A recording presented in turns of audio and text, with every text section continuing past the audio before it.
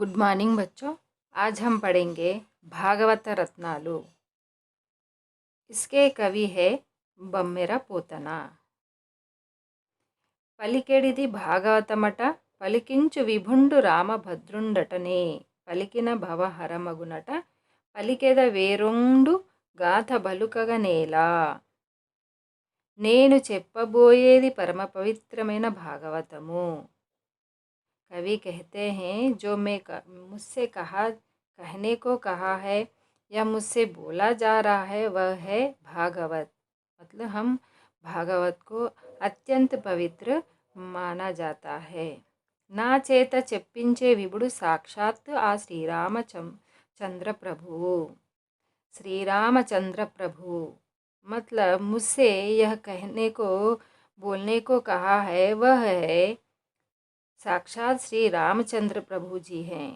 भागवत गाथनु చెప్తే संसार बंधन नशिस्तुंदी। भागवत बोलने से हम संसार बंधनों से मुक्ति प्राप्त कर सकते हैं।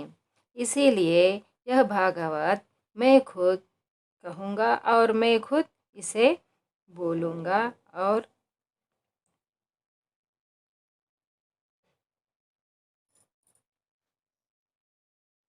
इस पाठ का ఉద్దేశ్యం భాగవత పద్యాలలో ఉన్న విలువలను పరిచయం చేయడం, తద్వారా వ్యక్తిత్వ వికాసాన్ని కలిగించడం ఈ పాఠ్య భాగ ఉద్దేశ్యం। इस पाठ से हमें हमारा व्यक्तित्व विकास होगा और इस पाठ से हम नैतिक मूल्यों के बारे में हम जानकारी प्राप्त करेंगे। పాఠ్య భాగ వివరాలు। భాగవతం పురాణ ప్రక్రియకు చెందినది। పురాణం అంటే పాతదైన కొత్తగా కనిపించేది। పురాణాలు 18, వాటిలో భాగవతం ఒకటి। ప్రస్తుత పాఠంలోని పద్యాలు బమ్మెర పోతన రాసిన శ్రీ महाभागवतंలోనివి। यहाँ इस पाठ्य भाग में क्या कहा गया है? भागवत पुराण प्रक्रिया को चेंदिनदी। भागवत जो है पुराणों से लिया गया है। उनमें से एक जो है भागवत, पुराणों में से एक जो है भागवत है। पुराण कितने हैं? 18 है। 18 में से एक जो है भागवत है। इसे किसने लिखा है? बम्मेरा पोतना ने श्री महाभागवतम जो लिखा है उनके कवि है श्री बम्मेरा पोतना। इनका परिचय सुनेंगे। పోతన జనగామ జిల్లా బమ్మెర గ్రామంలో జన్మించాడు। इनका जन्म जनगाम जिला बम्मेर ग्रामंలో जन्मिंचाడు। इनके माता पिता का नाम లక్కమాంబ और కేసన। సహజ పండితుడని ప్రసిద్ధి పొందాడు। తెలుగు నుడికారంతో శబ్దాలంకార ప్రయోగంతో ఆకర్షణీయంగా రాయడం ఇతని ప్రత్యేకత।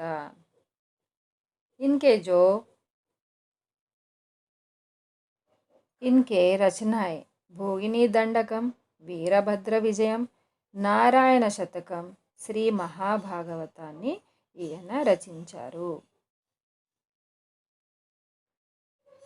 మొదటి పద్యాంశము పహలా పద్యాంశ। చదువని వాడగ్నుండగున్ జదివిన సదసద్వివేక చతురత గలుగున్ జదువక వలయును జనులకు జదివించెద నార్యులొద్ద జదువుము తండ్రి। इसका जो तात्पर्य है, कुमारा చదువుకోని వాడు జ్ఞానహీనుడగును। जो पढ़ा लिखा नहीं होता है वह ज्ञान विहीन होगा। చదువుకుంటే మంచి చెడులను తెలుసుకునే నేర్పు వస్తుంది। जब हम पढ़े लिखे बनेंगे, जब हम पढ़ाई लिखाई करेंगे तो हमें अच्छा बुरे का ज्ञान प्राप्ति होगा। కాబట్టి ప్రజలు తప్పకుండా చదువుకోవాలి। इसीलिए सारे लोगों को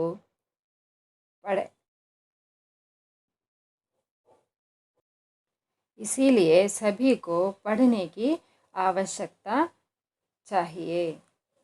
నాయన నిన్ను శ్రేష్ఠులైన గురువుల దగ్గర చదివిస్తాను। నాయన నిన్ను तुम्हें मैं श्रेष्ठ मतलब जो विद्वान है गुरु के पास तुम्हें मैं पढ़ने के लिए भेजूँगा। और तुम्हें वहाँ पर पढ़ाई लिखाई करवाऊँगा। इस पद्यांश का भावार्थ। दूसरा पद्यांश। బలయుతులకు దుర్బలులకు బలమెవ్వడు నీకు నాకు బ్రహ్మాదులకున్ బలమెవ్వడు ప్రాణులకును బలమెవ్వండట్టి విభుడు బలమ सुरेंद्र। इसका जो तात्पर्य है, ఓ రాక్షసేంద్ర, లోకంలోని బలవంతులకు బలహీనులకు నీకు బ్రహ్మాది దేవతలకు సమస్త ప్రాణులకు ఎవ్వడు బలమో ఆ ईश्वरुडे नाकू बलम। वो राक्षसेंद्र, इस संसार में जो बलवान है, बलहीन है, तुम्हें सारे ब्रह्मादि देवताओं को, समस्त प्राणियों को जो बल देते हैं, ताकत देते हैं, जो ईश्वर है तुम्हें शक्ति दे रहे हैं, वही ईश्वर मुझे भी बल दे रहे हैं। इस पद्यांश का भाव। तीसरा पद्यांश। परहितमु सेयुनेव्वडु परहितुंडगुनु भूत पंचकमुनकुन बरहितमे परम धर्ममु बरहितुनकु नेदुरुलेदु परवेंदुमुखी। इसका भावार्थ है, पुन्नमि चंद्रुनि वंटि मुखमु कलदाना, मतलब चंद्र के मुख जैसे वाली चंद्रमुखी। ఇతరులకు మేలు చేసేవాడు పంచభూతాలకు जीवराशुలకు परमहितुडौताडु। जब हम दूसरों की सहायता करते हैं, दूसरों के बारे में अच्छा सोचते हैं, उनकी अच्छाई में भाग लेते हैं, समस्त जीवराशियों के लिए वह क्या होगा?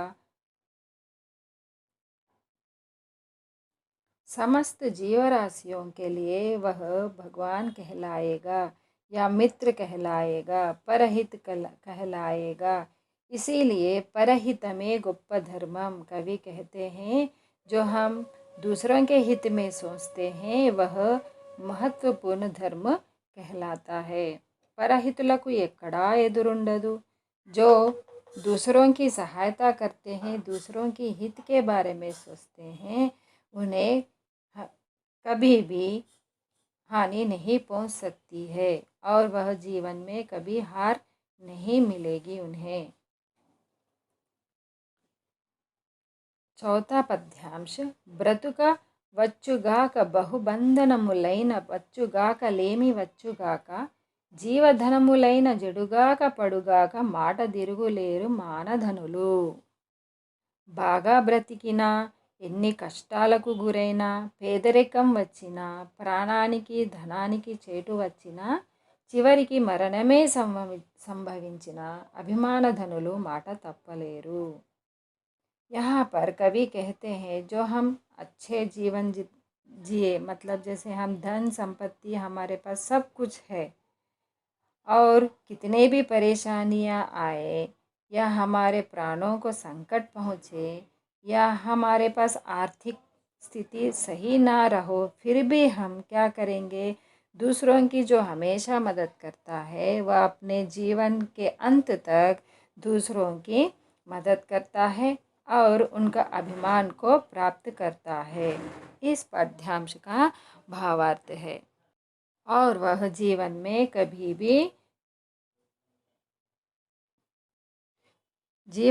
कभी भी अपने वादे से मुकरता नहीं है। इस पद्यांश का भावार्थ है, अन्नमैनंदक्रमैन दोयंबैन साकमैनंदनकु जरुगु కొలది నతితి జనుల కడ్డమాడక మిడరేని లేమ వారు కలిగి లేని వారు। इसका भावार्थ जो है, అన్నమైనా, మజ్జిగైనా, నీళ్ళైనా, చివరకు కూరలైనా తమకు ఉన్నంతలో అతిథులకు లేదనకుండా పెట్టాలి। అట్లా పెట్టని వాళ్ళు ధనవంతులైన వారు दरिद्रुले। कवि कहते हैं, जो हमारे पास अतिथि आते हैं, हमारे पास जो भी है खाना, सब्जी, दाल या व्यंजन, अच्छे तरह के व्यंजन या दही, कुछ भी हो, जो भी हमने बनाया है, अतिथियों को मना ना करते हुए भी उन्हें हमें आदर सत्कार करना चाहिए। अगर हम उनके आदर नहीं करें तब क्या होता है, जितना भी धन हो फिर भी हम उनके सामने फ़कीर बन जाते हैं। कवि का कहने का मतलब है, जितना भी हमारे पास जो भी है, अतिथि सत्कार करना आवश्यक है। अगर हम अतिथि सत्कार ना करें, हमारे पास धन दौलत सब कुछ है, फिर भी हम अतिथियों को खाने के लिए नहीं पूछते हैं, तो हम उनके सामने क्या हो जाते हैं, दरिद्र बन जाते हैं। अंतिम पद्यांश। అతిథి జనంబుల భక్తిన్ సతతం పూజించి యుచిత సత్కారములు నన్నతి నడుపు సజ్జనులు శాశ్వత కీర్తులు ధరణింబడయ జాలుదు రనఘా। इसका तात्पर्य जो है, ఓ పుణ్యాత్ముడా, అతిథులను ఎల్లప్పుడూ భక్తితో పూజించి తగిన రీతిగా సత్కరించి గౌరవించే సజ్జనులే ఈ భూమి మీద శాశ్వత కీర్తిని పొందుతారు। ओ पुण्यात्मुड़ा, ओ पुण्यात्म, अतिथियों को हमेशा हम भक्ति से उनकी पूजा करें। हम क्या मानते हैं, अतिथि देवो भवा, जैसे हम भगवान का स्वरूप मानते हैं अतिथि को, इसीलिए उनका सत्कार करना चाहिए और तभी हम इस संसार में शाश्वत कीर्ति को प्राप्त कर सकते हैं। तो बच्चों, मैं आशा करती हूँ सारे पद्यांश आपको समझ में आए हो। धन्यवाद।